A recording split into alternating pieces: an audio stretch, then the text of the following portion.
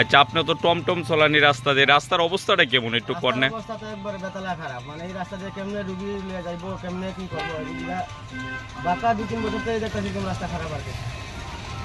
তো এই রাস্তা নিয়ে সেটা সবার সাথে কথা কইছেন না? এটা আমরা কি তা করবো কোন দাদা, আমরা তো গাড়ি চালক মানুষ, বুঝেন না? তাহলে আমরা কি কইমু?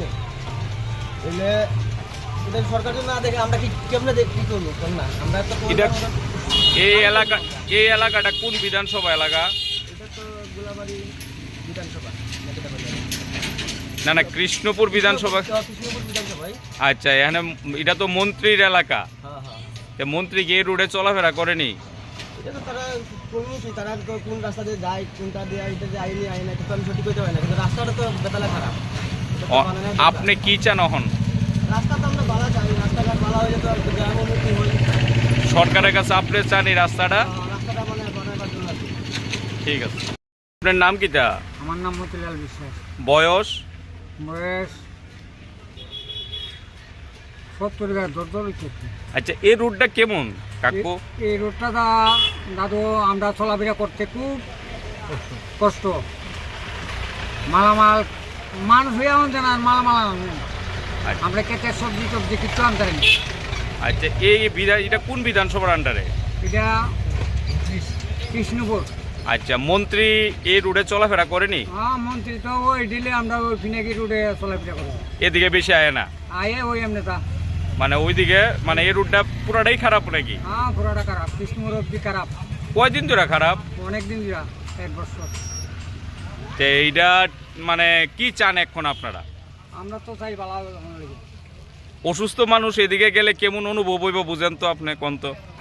এদিকে অনেক ইটা করো, হাসপাতালে ডাক্তার কাছে আমার লাগে, খুব ভালো মানুষ ঢুকি জায়গা, আর আমরা যে অসুস্থ আমরা কেমন যা নিজে বুঝি। ঠিক আছে। তোমার নাম কি ভাই? আমার নাম রাজেশ বিশ্বাস। তুমি কি করো পেশায়? এই তো টমটম চালাই। এই রোডে চলাওনি টমটম?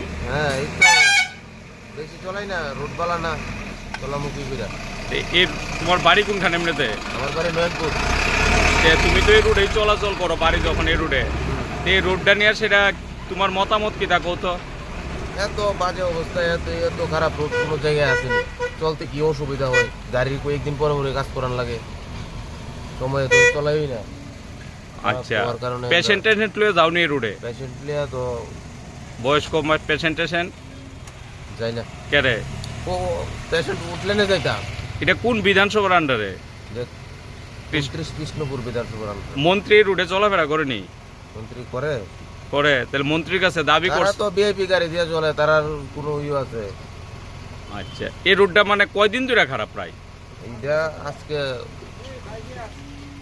4-5 বছর তো বই।